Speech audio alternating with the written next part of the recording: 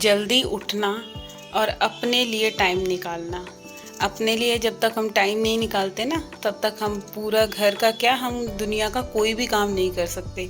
क्योंकि अपनी एक लाइफ में अपने लिए प्रायोरिटी ज़रूर रखनी चाहिए कि सबसे पहले जो हम पूरा दिन अपने घर के काम करते हैं उसमें से थोड़ा सा टाइम हम अपने ऊपर ज़रूर निकालें। तो जी, आज मैं उठी थी अपने वही रेगुलर टाइम पे 4:30 बजे, और आज के वीडियो की स्टार्टिंग हो रही है थोड़ा सा लेट। मैं उठी थी जल्दी, जो कि मेरे आधे काम सुबह के ख़त्म हो जाते हैं। तो चलिए, सबसे पहले तो स्वागत है आप लोगों का मेरे चैनल निशा व्लॉग्स में, और मैं हूँ निशा। तो जी, आज सबसे पहले तो गणेश चतुर्थी है। गणेश चतुर्थी की आप सबको हार्दिक शुभकामनाएं, जो भी मेरा वीडियो देख रहे हैं। और गणपति बप्पा आप सबकी प्यारी प्यारी सी विशेज़ हैं, जिसकी भी जो भी मेरे चैनल को देखते हैं या मेरा वीडियो वॉच करते हैं, तो उन सब की मनोकामनाएं, जो भी कुछ इच्छा हो, गणेश भगवान जी सबकी पूरी करें। तो चलिए, आज के वीडियो की स्टार्टिंग करते हैं। आज मैं आप लोगों के साथ एक चीज़ शेयर करने जा रही हूँ कि कैसे थोड़ा सा जल्दी उठें और अपने घर के काम के साथ साथ अपने लिए हम थोड़ा सा टाइम निकाल सकें।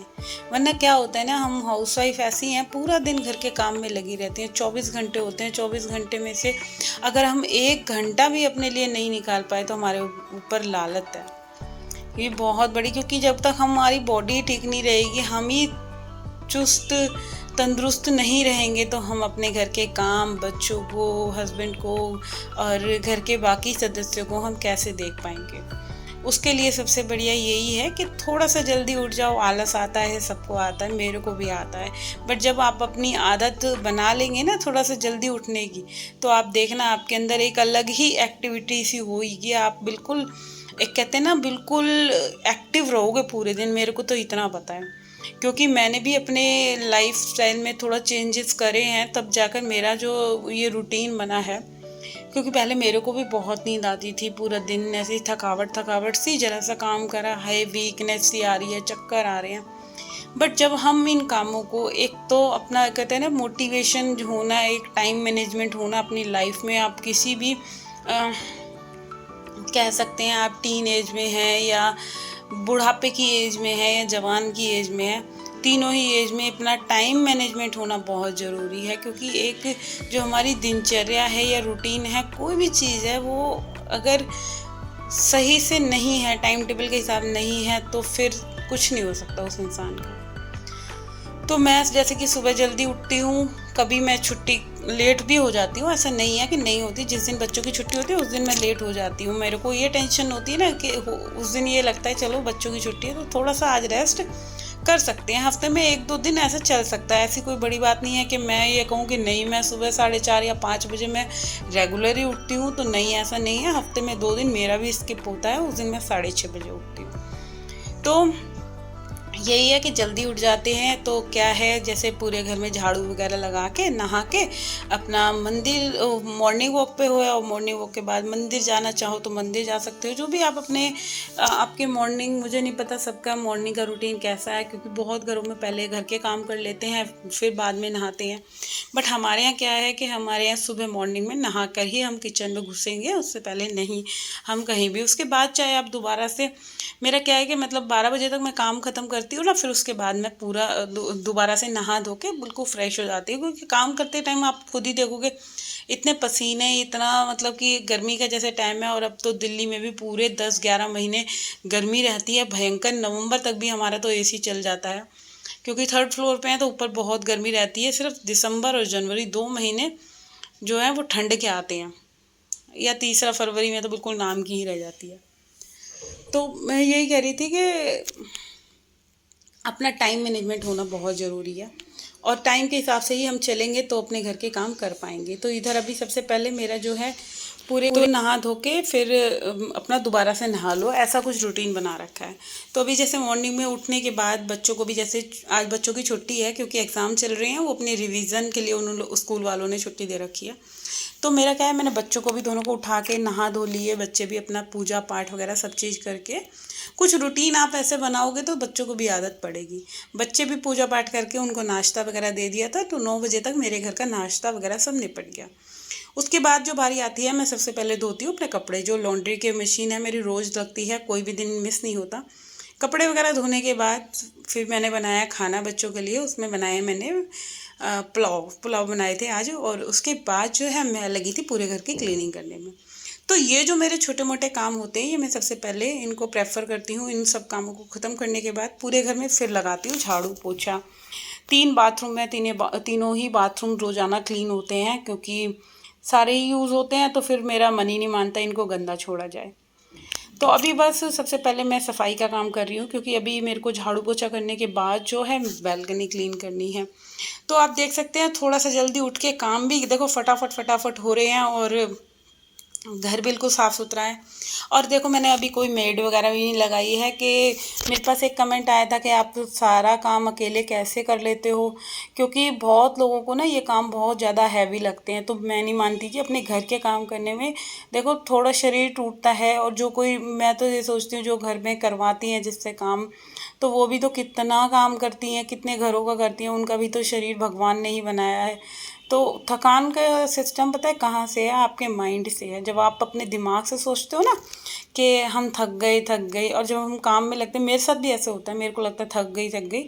जब आपके ऊपर एक टेंशन सी हो, या मोटिवेशन समझ लो, अगर आप मोटिवेट हो कि नहीं भाई काम मुझे ही करना है घर का, तो फिर वो अपने आप ही एक जो दिमाग की हमारी टेंशन होती है ना, वो ख़त्म हो जाती है। तो अभी फ़िलहाल पूरे हॉल में पोछा लग गया है। और मोटिवेट रहना हमें बहुत ज़रूरी है, क्योंकि एक मोटिवेशन हमारी लाइफ का ऐसा पार्ट है, जब तक हम मोटिवेट नहीं होते तब तक हमारा ना तो काम करने का मन करेगा, किसी भी चीज़ में मन नहीं करेगा, हर एक चीज़, वरना हम भी पड़े रहेंगे और आलस के मारे, तो आपका घर गंदा रहेगा। आप खुद भी एक एक कहते हैं ना, अपने आप को भी ये लगेगा कि हाय हम पूरा दिन पड़े रहते हैं। तो इससे तो अच्छा है अपना बिज़ी रहो, घर के कामों को खुद करने की आदत डालोगे तो बहुत अच्छा होगा। ये नहीं कि हम किसी पे छोड़ दें, चाहे किसी क्या, मैं नहीं कहती कोई नहीं कर पाता तो वो लगाता है, ज़रूरतमंद को, किसी को भी, किसी हेल्पर को लगा लेते हैं। तो उसका क्या है कि आप हेल्पर लगा रहे हो, अच्छी बात है, वो झाड़ू पोछा करके जा रही है।